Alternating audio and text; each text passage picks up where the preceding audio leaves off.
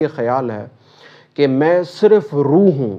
تو روح کو نہ تو بھوک ہے نہ پیاس ہے، نہ تو اسے دنیا کی کسی چیز کی حاجت کی ضرورت ہے، بلکہ روح جو ہے وہ تو اپنے رب کا تعلق چاہتی ہے۔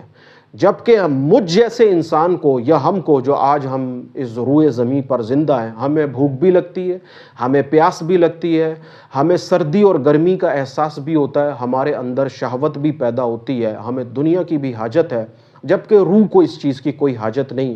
تو در حقیقت اس وقت ہم جس شعور میں ہیں یہ روح حیوانی کا شعور ہے،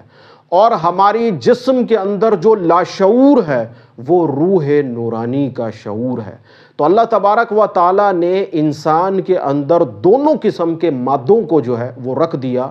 یعنی کہ نطفے کے ذریعے روح حیوانی کو پیدا کیا تاکہ جسم تخلیق پا سکے، اور اسی طریقے سے